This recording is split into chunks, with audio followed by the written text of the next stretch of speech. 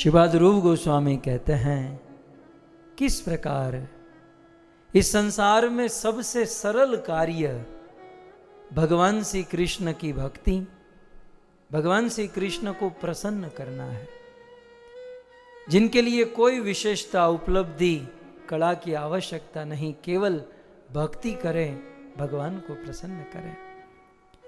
श्रीपाद रूप गोस्वामी इस श्लोक में इतिहास के पत्ते पलटते हैं और वे याद कराते हुए कहते हैं व्याधस्या चरणम।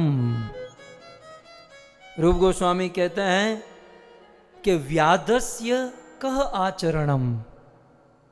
इतिहास में एक व्याध माने शिकारी, एक ऐसा शिकारी था जो रात दिन शिकार करता था और पशु पक्षियों को तड़पा तड़पा कर मारता था। एक दिन हिरण का निशाना लेकर पेड़ पर बैठा था और ये हिरण को मारूं, तब तक तो मार्ग में नारद मुनि आ गए। हिरण भाग गया और उस शिकारी को बड़ा क्रोध आया। नारद जी को गाली देना चाहता था, लेकिन कविराज गोस्वामी कहते हैं कि नारद प्रभाव मुखे गाली नहीं आए। नारद जी का प्रभाव कुछ ऐसा था, ये शिकारी गाली बोलना तो चाहता था, लेकिन नारद प्रभाव मुखे गाली नहीं आए, मुख से गाली नहीं निकल रही थी। कुछ महात्माओं का ऐसा प्रभाव होता है, कुछ साधु संतों का प्रभाव होता है कि जब हम उनके सामने जाते हैं तो बहुत बहुत बोलने वाले लोग भी संतों के सामने बोल नहीं पाते। संतों का प्रभाव होता है। गाली बोल नहीं पाया। नारद जी ने कहा तू कर क्या रहा है, इतने सारे पशुओं को तड़पा कर मार रहा है। तो शिकारी कहने लगा कि इसमें मुझे बड़ा आनंद मिलता है। अधमरा जीव जब थड़फड़ करे, कोई जीव जब अधमरा हो जाता है और अधमरा होकर तड़पता है तो अंतर आनंद मोहे बाड़े बाड़े, तो मेरे अंतर में बड़ा आनंद होता है। नारद जी ने कहा कि यह बहुत बड़ा पाप है, इसके फलस्वरूप तुझे नरक में जाना होगा। कुछ पल के लिए नारद जी की संगति हुई। नारद जी ने उपदेश दिया, उस शिकारी का हृदय बदल गया। नारद जी से राम नाम हरि नाम मंत्र लिया और भगवान के नाम का जाप करने लगा। और एक दिन वो शिकारी संसार का सबसे बड़ा भक्त बन गया। जो रात दिन पशु पक्षियों को तड़पा कर मारता था, वो जब मार्ग से चलता था तब चींटी को भी नहीं मारता था, चींटी को भी बचकर चलने लगा। इतना बड़ा डिवोटी हो गया। तो यहां रूप गोस्वामी याद करते हैं वो व्याध का, उस शिकारी का कौन सा बड़ा आचरण था। पशुओं को मारने वाला, साधुओं को गाली देने वाला, भगवान को पा गया। क्यों? क्योंकि वो भगवान की भक्ति किया था। सो शिकारी का कोई आचरण नहीं था, फिर भी भगवान को पा गया। आगे कहते हैं व्याधस्या चरणम, और दूसरे नंबर पर ध्रुवस्य च वयो। ध्रुव के पास कोई उम्र नहीं थी, केवल 5 साल का बालक था। शिकारी के पास आचरण नहीं था, फिर भी भगवान को पा गया। ध्रुव के पास उम्र नहीं थी, फिर भी वह ध्रुव भगवान को पा गया। फिर आगे कहते हैं विद्या गजेंद्र का। गजेंद्र के पास कोई विद्या नहीं थी, कोई डिग्री नहीं थी। आप लोग तो MBA, BBA, CCA न जाने कितनी कितनी डिग्री लेकर बैठे हैं, लेकिन भागवत के 8वें स्कंद का वो हाथी गजेंद्र कोई स्कूल कॉलेज में नहीं गया, लेकिन वो गजेंद्र भगवान को पा गया। तो गजेंद्र के पास विद्या नहीं थी। दूसरी लाइन में कुब्जाया किमु नाम रूप अधिकम। कुब्जा का न तो कोई बड़ा नाम था, न तो कुब्जा के पास कोई रूप था। कुब्जा कुरूप थी, उनकी पीठ में कुबड़ था। लोग उनकी मजाक करते थे, कुब्जा का उपहास करते थे। लेकिन कुब्जा ब्यूटी पार्लर में नहीं जाती थी, कोई अलग से मेहनत नहीं करती थी। ऐसी कुब्जा कृष्ण को पा गई। कोई नाम नहीं, कोई रूप नहीं, लेकिन फिर भी कृष्ण को पा गई।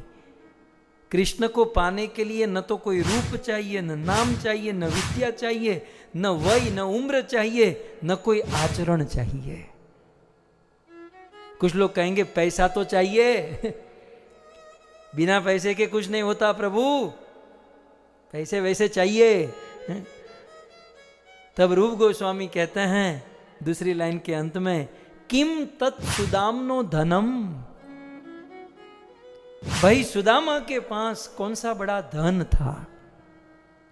कंगाल थे सुदामा, कोई धन नहीं था, लेकिन फिर भी सुदामा भगवान को पा गए। नहीं नहीं, ईश्वर प्राप्ति के लिए ऊंचे वंश में जन्म लेना होगा, तो तीसरी लाइन में कहते वंश को विदुरस्य। विदुर जी का कौन सा बड़ा वंश था? दासी के पुत्र थे, दासी के कुल में जन्म हुआ था, लेकिन फिर भी वह विदुर भगवान को पा गए।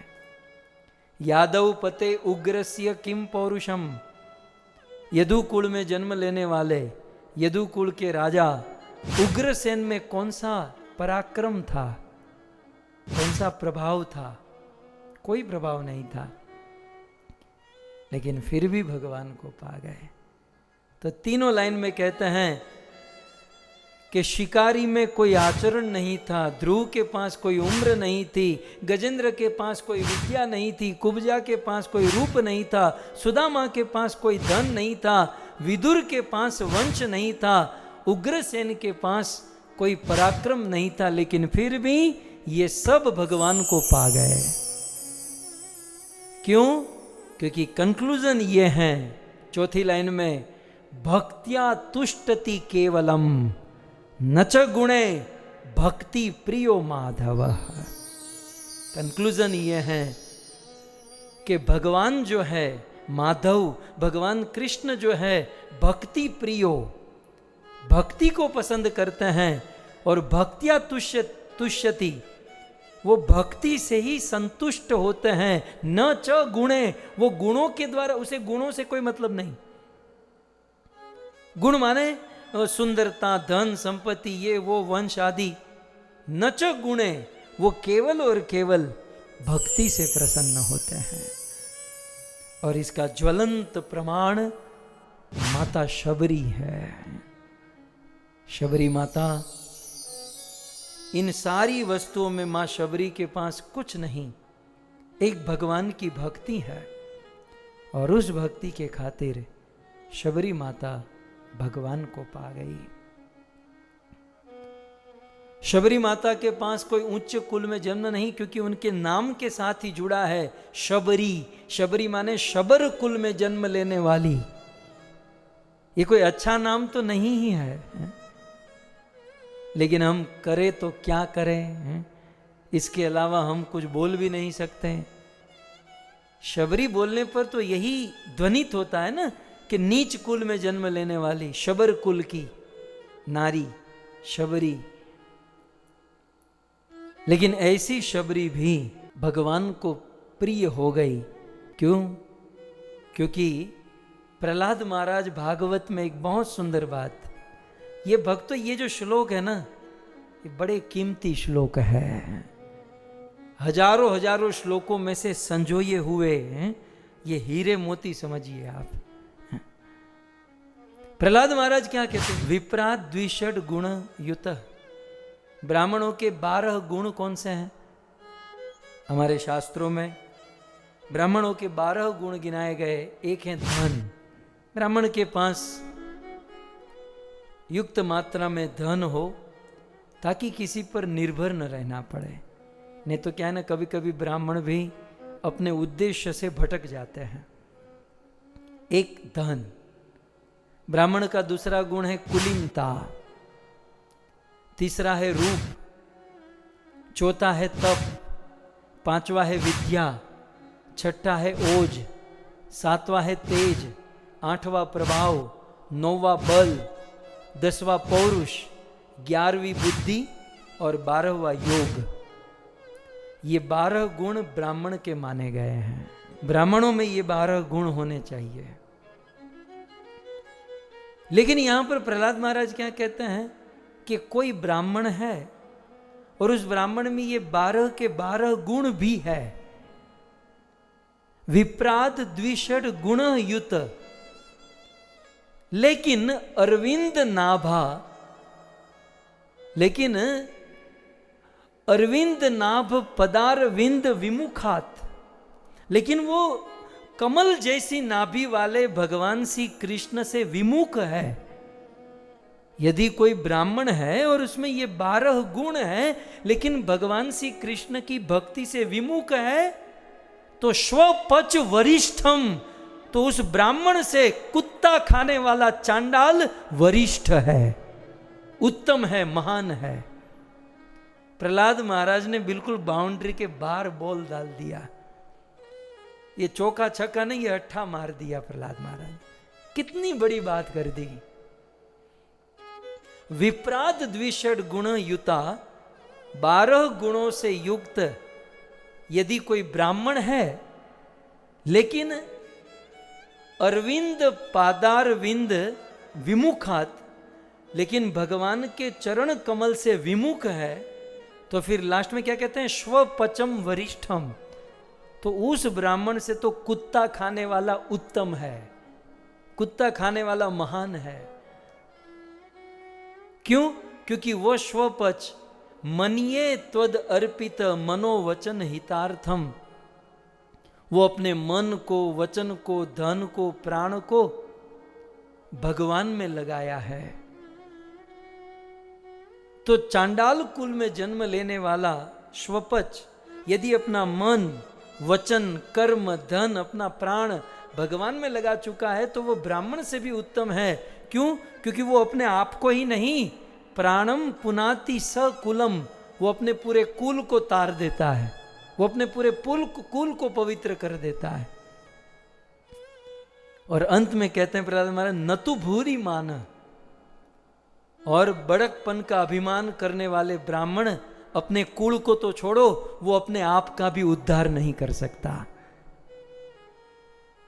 बड़ेपन का अभिमान करने वाला ब्राह्मण अपना कुल तो छोड़ो, अपने आप को भी पवित्र नहीं कर सकता। लेकिन चांडाल कुल में जन्म लेने वाला, कुत्ते खाने वाले परिवार में जन्म लेने वाला यदि कृष्ण की भक्ति करता है तो वो अपने आप को नहीं, अपने पूरे कुल का उद्धार कर देता है। इसलिए कहाँ जन्म हुआ ये महत्वपूर्ण नहीं है, जन्म लेने के बाद हम किसकी भक्ति करते हैं, किनकी सेवा करते हैं, ये महत्वपूर्ण है। आज माता शबरी का जन्म शबर कुल में हुआ है, लेकिन शबर कुल में जन्म लेकर भी भगवान की परम भक्ति माता शबरी ने की है, जिससे उन्होंने अपने आप को पवित्र किया, पूरे कुल को पवित्र किया।